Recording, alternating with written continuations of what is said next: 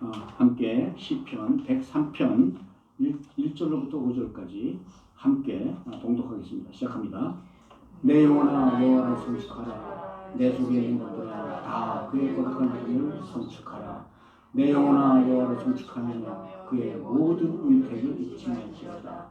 그가 네 모든 죄악을 사하시며 네 모든 병을 고치며 네 생명을 파멸해서 승리하시고 인자와 국률로 관을 씌우시며 좋은 것으로 내 소원을 만족하게 하사 내 정체를 독수리같이 새롭게 하시리로다. 아멘. 오늘은 추수감사 주일로 예배를 올립니다. 추수감사 주일을 맞아 은혜의 연못이라는 제목으로 말씀을 준비했어요. 이 말씀을 받을 때 저도 큰 은혜를 받았습니다. 이 말씀을 통해 우리 모두 은혜 받는 시간 되기를 주의 이름으로 축복드립니다. 추수감사 주일이라면은 바꿔 세상적으로 말하면 한 해를 결산하는 시간이 돌아왔다는 거예요. 그렇죠? 이 한 해 동안 여러분들에게 기억에 남는 일이나 잊지 못한 일들이 많으셨을 겁니다. 특별히 오늘 추수감사절을 맞아 여러분들 지난 1년 동안에 감사한 일이 많으셨습니까? 아니면 아쉽다 그런 기억이 더 많이 남으셨나요? 우리 이런 속담이 있어요. 어부나이 3년 찾는다. 저도 종종 아니 매일매일 찾아 돌아다니는 게 있어요. 안경이죠. 어떤 때 끼고도 찾아다닙니다. 그럴 때마다 이거 치매 아니야? 뭐 그런 생각이 들어와요. 그러면 여러분 재미로 치매랑 건망증의 차이를 아세요? 비상금을 숨겨놨는데 그 숨겨놓은 위치를 까먹었어요. 그럼 건망증입니다. 근데 그걸 애써서 찾아냈어요. 그리고 그 찾은 비상금을 아내한테 갖다 주면 치매랍니다.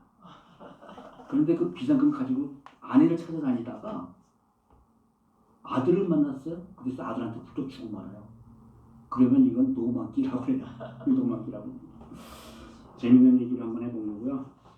여기 보신 우리 모두 올 한 해가 참 감사한 한 해를 보냈습니다 라는 고백이 있으시기를 주의 이름으로 축복드립니다.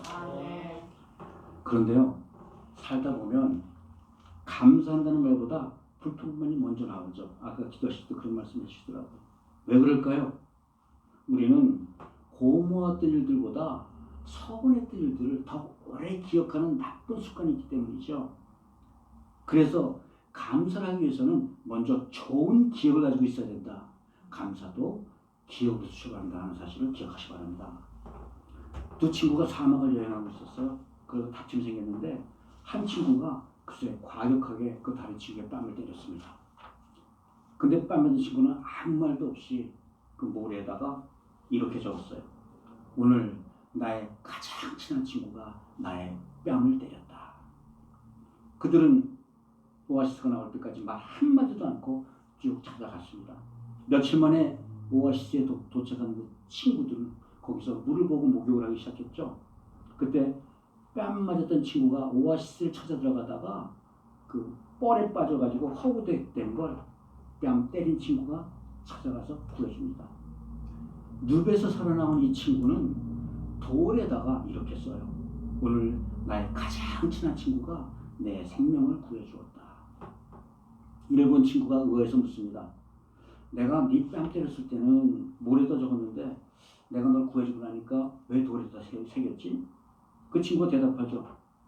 누군가 우리를 괴롭혔을 때 그 사실 우리는 모래에 적어야 된다네. 용서의 바람이 불어와 그 모래를 날릴 수 있도록. 그런데 좋은 일을 했을 때는 그걸 돌에다 적어. 그래야 영원히 지워지지 않을 거 아니야? 원수는 물에 새기고 은혜는 돌에 새기라는 우리 말들이 있죠.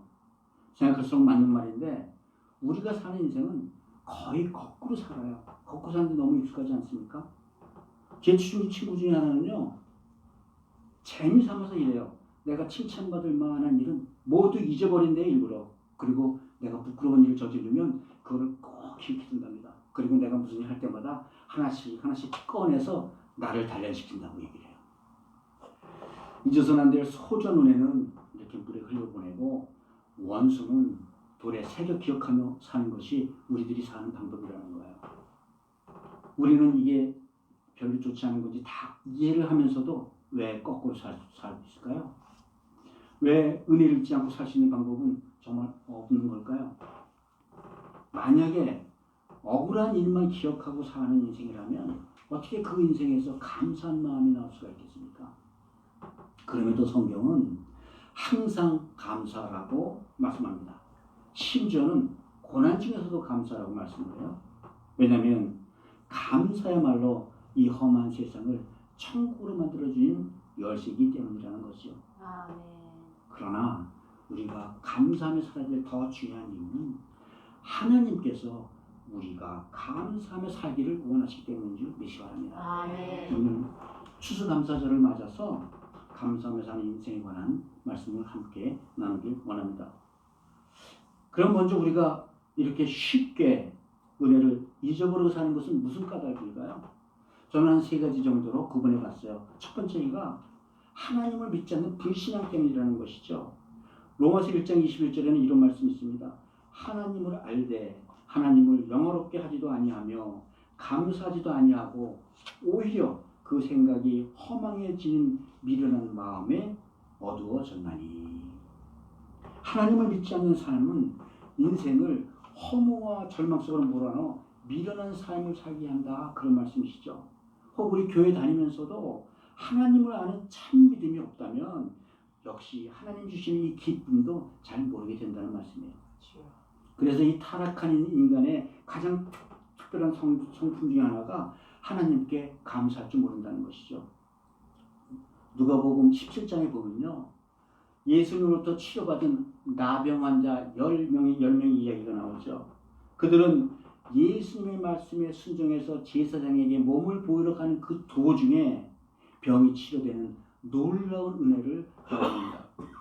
그럼에도 예수님께 돌아와 발 아래 엎드려 감사한 사람은 사마리아 사람 그 하나뿐이었다는 거예요. 저주받은 문둥병에서 나음을 입었다는 것이 얼마나 큰 은혜겠습니까? 그럼에도 불구하고 그 9사람은 그 자신의 타락한 성품에 짐을 눌려서 감사 생각조차 하지 못했다는 거예요. 혹시 감사해야 될 때 감사하기를 자주 잊어버리는 우리가 있다면 아직 내가 인간의 그 타락한 성품을 버리지 못하겠구나, 돌아보는 시간 되시길 바랍니다. 감사는 우리 신앙생활에서 믿음의 척도가 된다는 사실을 기억하시기 바랍니다. 이 두 번째로는 교만하기 때문이라는 것이죠. 교만이야말로 우리 인생에서 감사 기쁨을 뺏어가는 주범이 된다는 것이죠. 여러분, 아담은 선악과를 먹기 전까지는 하나님께 절대 복종했어요. 그런데 선악과를 먹자 바로 눈이 밝아져서 갑자기 하나님처럼 되고 싶다는 그런 강렬한 욕망이 올라옵니다. 그래서 교만이라는 것은 본질적으로 자기 숭배라는 말이에요. 본질적으로 자기가 전능하신 하나님의 역할을 담당하겠다는 거예요. 그렇기 때문에 이 교만이 있으면 그리스도인들에게 그리스도가 더 이상 새롭지도 않아요. 소중하지도 않아요. 필요가 없어요. 교회에서 하는 말씀들이 자꾸 유치하게 들려요. 그러다 보니 교회 생활이나 신앙생활 더 이상 감사 기쁨이 있을 수가 없는 것이죠. 그러면 여러분 만약에 그렇다면 지금이야말로 신앙생활에 위기감을 느껴야 되는 시간이라는 것을 믿게 된다는 겁니다. 나도 모르는 사이에 하나님과의 관계가 점점 멀어졌다면 지금이야말로 심각하게 기도에 매달려야 될 시간입니다. 주 안에서 감사와 기쁨 회복을 위해 우리 안에 계신 성령님께 매달릴 때 성령님께서 우리를 인도해 주실 것이 있습니다. 아멘. 세 번째로는 감사하지 못하는 중요한 이유 중에 하나가 우리의 어리석음 때문이라고 본문은 말하고 있는 거예요. 우리들 살다 보면 좋은 일도 있고 나쁜 일도 있고 그렇죠. 그런데 좋은 일들을 쉽게 잊어버리고 나쁜 일은 계속 기억하면서 사는 것이 그게 인간의 어리석음이라는 거예요. 그러면 삶이 계속 힘들어져요. 당연히 삶도 메말라지고 감사가 점점 없어지는 것이죠. 과거의 아픔과 상처에 매여서 현재와 미래까지도 망치는 것이 그게 어리석음이라고 성경은 말씀하고 있는 것입니다. 출애굽기 2장 20장 2절에 보면 10계명의 첫 마디는 이렇게 시작합니다. 나는 너를 애굽 땅 종되었던 집에서 인도해낸 네 하나님 여호와니라. 간단하게 나는 여호와니라 라고 말씀하실 수 있는데 그렇게 하지 않으셨어요. 하나님은 하나님을 너무너무 쉽게 잊어버리는 우리들에게 하나님이 어떤 분인지 기억하라고 말씀해 주시는 거예요. 어떤 하나님이라고요? 애굽 땅에서 종되었던 우리를 인도하였던 나의 하나님. 네, 하나님의 은혜를 너무 쉽게 우리는 우리의 어리석 때문에 우리의 삶이 메말라져 간다는 겁니다. 그러므로 하나님이 하신 일을 세세히 기억하고 감사하며 찬송하는 게 바로 믿음의 핵심인 줄 믿습니다. 그런데 이렇게 하나님의 은혜를 쉽게 얻는다는 건 사실 나만의 문제가 아니에요. 세상 모든 사람들이 그런다는 겁니다. 본성이에요. 성경은 이런 우리의 불신앙이나 교만이나 어리석음이 우리의 죄로부터 기인한다고 그렇게 말씀하고 있습니다. 그렇다면 우리 이렇게 죄의 문제를 안고 살아가는 우리 인생들에게는 결코 감사한 삶은 늘 수가 없다는 말씀입니까? 태초부터 사단은 아담과 하와를 유혹하여 사람들을 그 죄의 올무에 빠지게 만들었죠. 온갖 방법을 동원해서 사람들이 다시 하나님과 교제할 수 있는 길, 하나님께 돌아갈 수 있는 길을 막아버린 거예요. 결국 사단의 사망 권세 아래서 사람들은 죄와 질병과 저주를 시달리다 결국 죽음으로 마치게 된 것입니다. 오늘도 인간 세상은 이 사단의 권세 아래서 전쟁과 질병과 기아로 시달리며 죽어가고 있는 것과 마찬가지잖아요. 우리가 사는 이 세상은 실제로 노아의 물심판 이후에 앞으로 다가올 마지막 불심판을 기다리고 있는 그 중간에 사는 저주받은 생각이라는 거예요. 그래서 지금도 변함없이 사단은 우리들을 육신의 정욕, 안목의 정욕, 이생의 자랑 속으로 끌고 다닙니다. 그 결과 절망, 탄식, 고통, 불평, 불만, 걱정 그런 파도 속에서 우리의 한평생을 가둬놓고 있는 거예요. 그렇다면 과연 우리들은 사단이 조장하는 이런 죄의 유혹으로부터 이길 힘이 있을까요? 과연 인간은 사단이 만들어내는 여러 가지 저주와 그 징계들로부터 해방될 힘을 가지고 있을까요? 과연 사단이 조장하는 이 무시무시한 질병의 문제들로부터 우리 인간들이 아니 내가 능히 해결할 능력이 있으십니까? 성경은 사단이 만들어낸 이 폭탄 같은 우리 인생의 문제들을 우리 인간은 해결할 수 없다고 말씀하고 계십니다. 그럼에도 불구하고 사람들은 이 문제들을 해결해 보겠다고 여러 가지 노력들을 쏟아냈죠. 인생의 모든 문제를 자기 스스로 끌어안고 자기의 방법으로 풀어보겠다고 아우성치는 꼴입니다. 바로 10초 후에는 무슨 일이 일어날지도 모르는 이 인생의 한계를 돈으로, 지식으로, 권력으로 넘어보겠다고 애쓰는 거예요.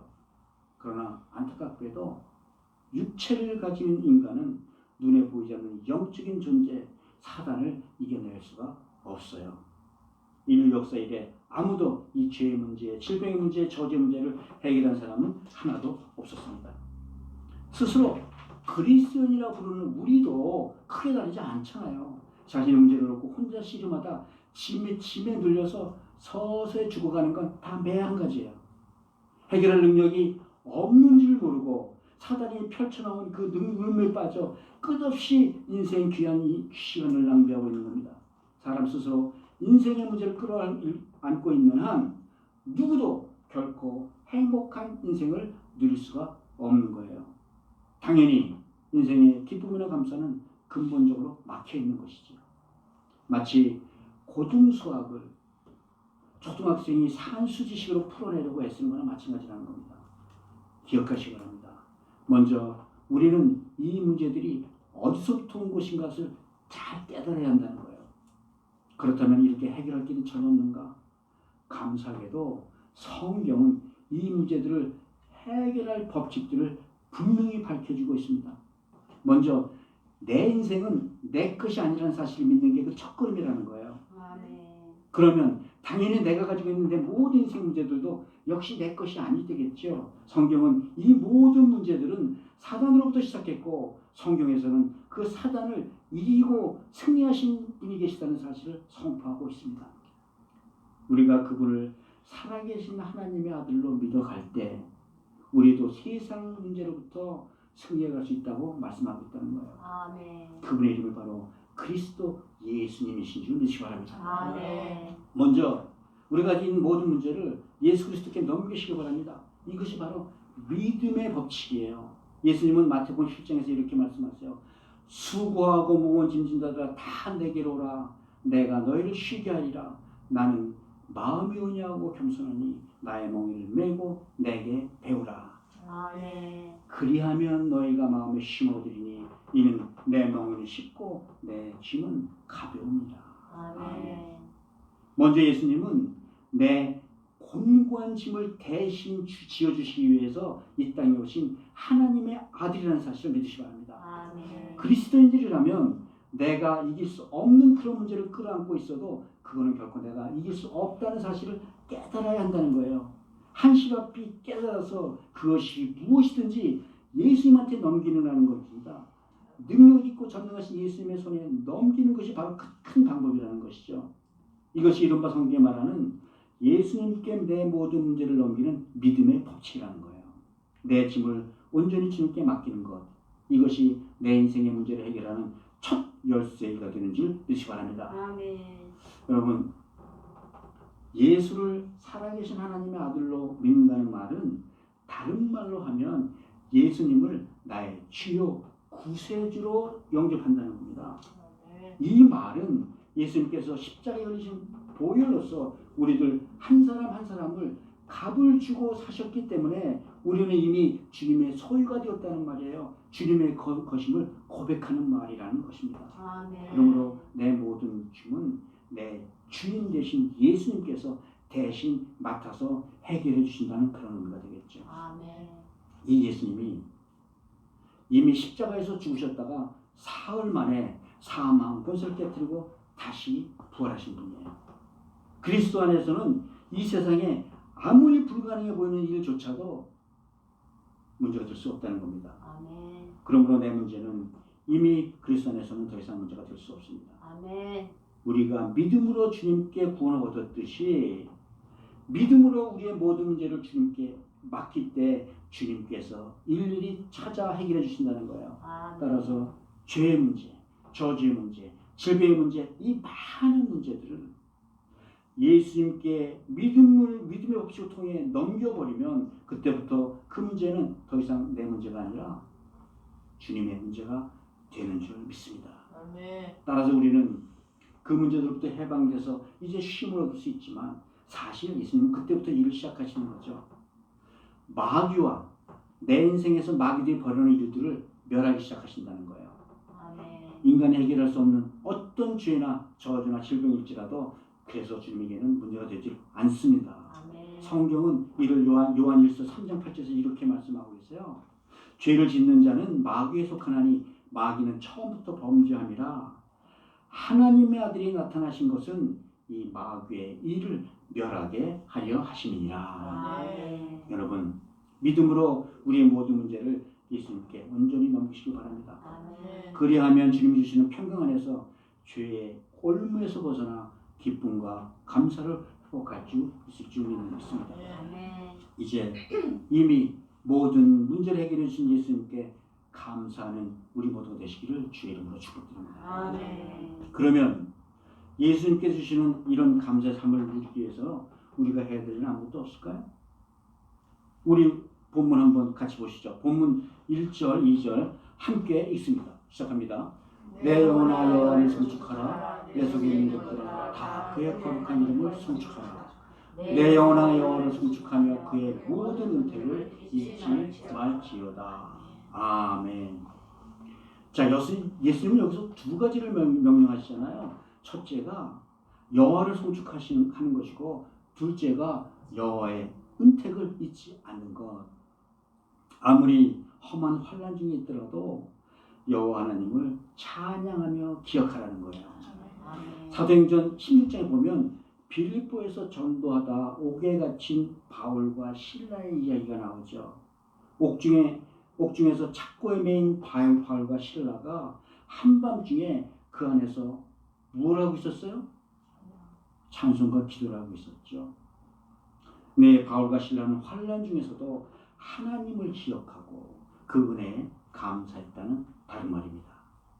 이에 하나님께 기도하고 찬송하실 때 그 옥의 진이 일어나게 하시고 옥을 흔드시고 착고를 풀어주신 이적까지 행해 주신다는 거예요. 아멘. 언제나 하나님을 찬송하며 기도하는 삶이 바로 주님의 멍에를 쥐고 주님께 배우는 삶인 줄 믿으시기 바랍니다. 아멘. 또 여기서 은택을 잊지 말라라고 말씀하세요. 은택 한자로 보니까요. 은혜의 은자에 모택자예요. 은혜의 연못이라는 말입니다. 영어 성경에 보니까요. 베네핏이라고 표현되고 있어요.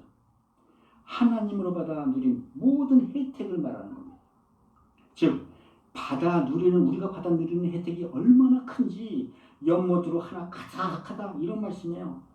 그러니 이 은혜를 받은 혜택을 기억하고 살면 당연히 주님께서 주시는 평강과 기쁨 속에 살 수밖에 없지 않겠습니까? 또 하나 기억할 말은 여기서 잊지 말지어다라는 말은 단순히 기억하라는 그런 말이 아니라는 거예요.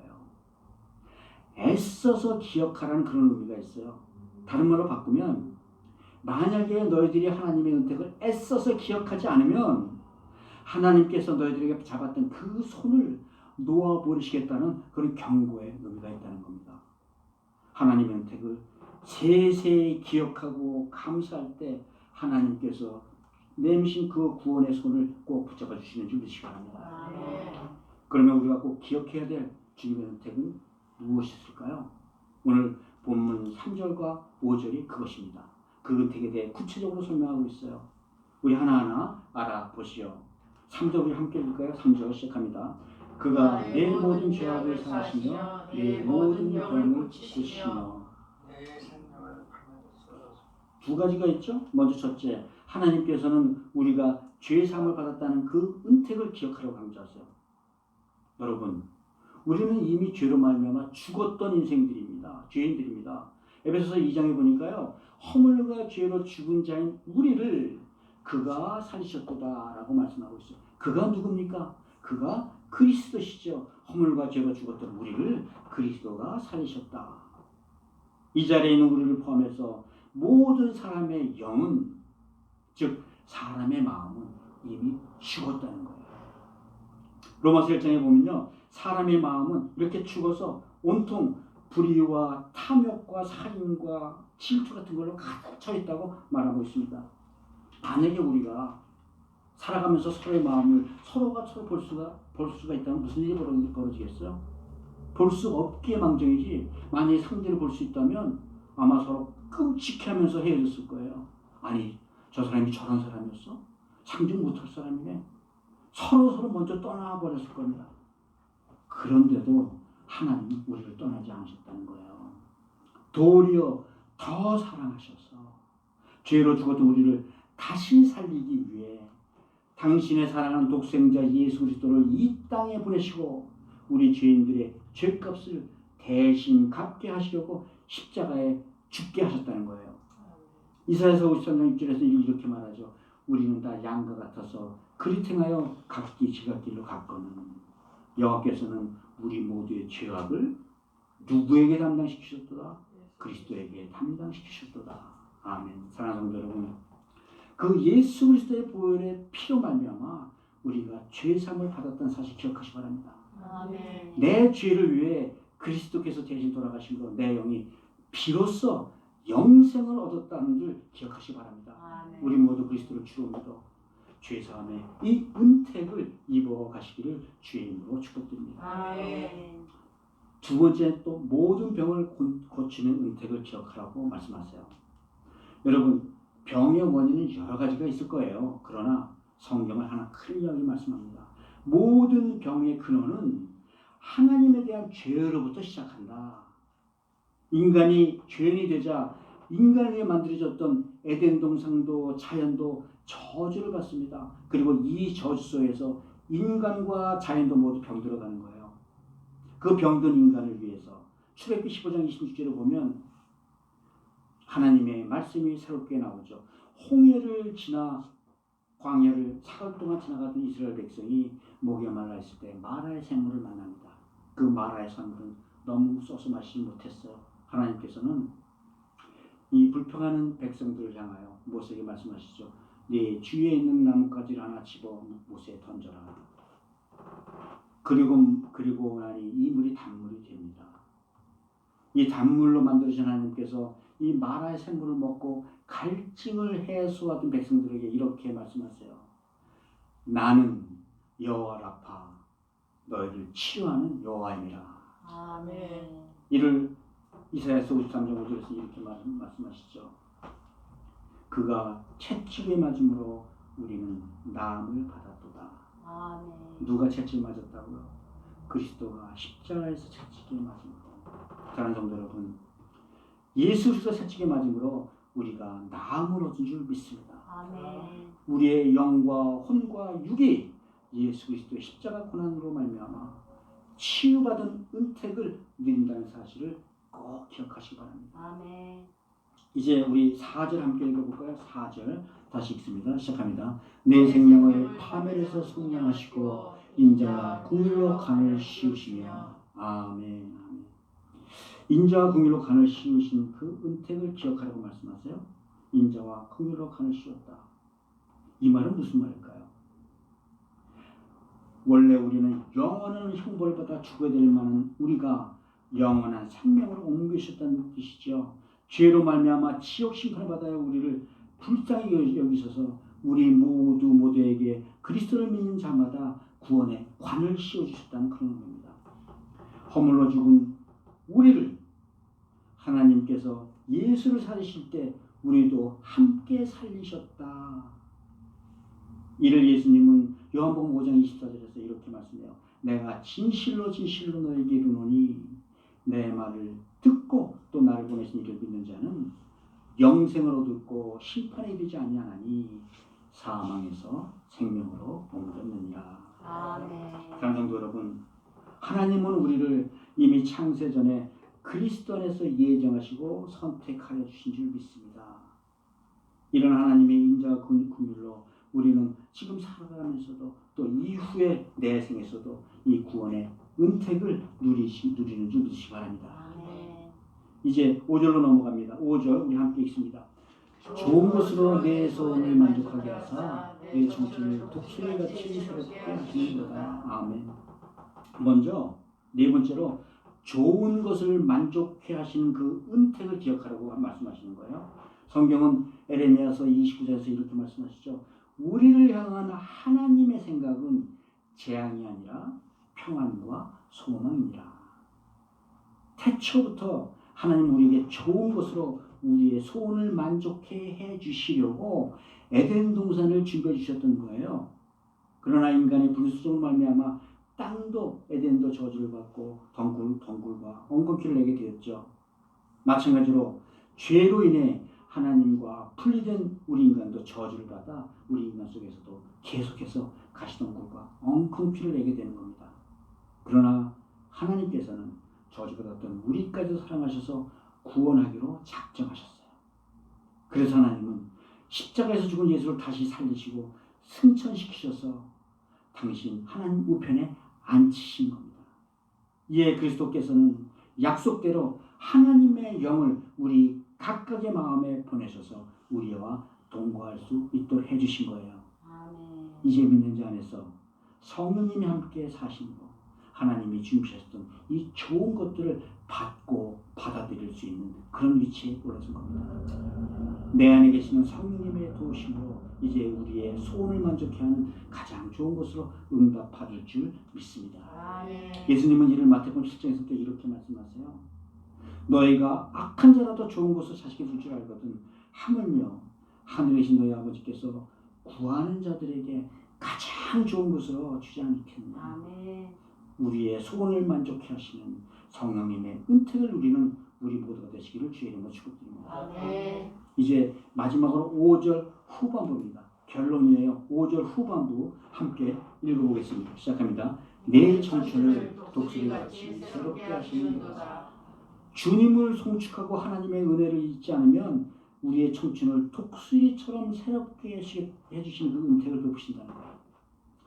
먼저 성경은 독수리의 많은 언급을 합니다. 보통 우리는 독수리 하면 날로 믿음으로 용맹스러워진 독수리 얘기합니다만 여기 성경에 나오는 독수리는 약간의 차이가 있어요. 신명기 32장 모세의 노래 보면은 처음으로 성경에서 모세가 독수리에 관한 언급을 합니다. 독수리가 예화로 사용됐던 거예요. 그 알아보면요. 마치 독수리가 자기 보름자리를 어지럽게 하며 자기 새끼 위에 너풀거리며 그의 날개를 펴서 새끼를 받으며 그의 날개 위에 그것을 엎는 것 같이 잘 이해가 한 것이죠. 독수리는 원래 까마득한 절벽에 둥지를 틀고 살아요.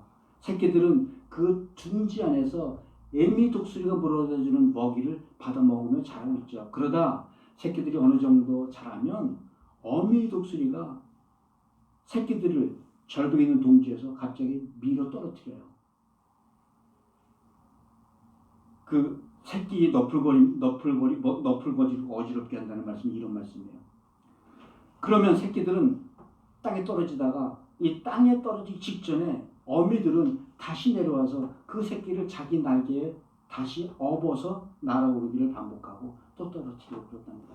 그러다 보니까 새끼 독수리들도 날개에 힘이 강해져서 이젠 새끼에서 청춘의 독수리로 성장하는 그런 새로움이 있다는 겁니다. 근데 여러분 여기서 강조하는 말은 어미 독수리가 아니라 어린 새끼에 있다는 거예요. 새끼 독수리는 창문에서 떨어뜨리기를 반복하는 어미를 보면서 어미에 대한 믿음을 굳게 다져나간다는 거예요. 절벽에서 떨어진 이 환난을 겪어야 이 새끼들의 믿음이 비로소 청년들의 믿음으로 세워진다는 의미입니다. 그래서 이사야서 40장 보면 40장에 보면 또 이런 말씀도 있잖아요. 오직 여호와를 앙망하는 자는 새 힘을 얻으리니 독수리가 날개치며 올라감 같을 것이요 다른 박자라에도 곤비치 아니할 것이고 걸어가도 피곤치 아니할 것이다.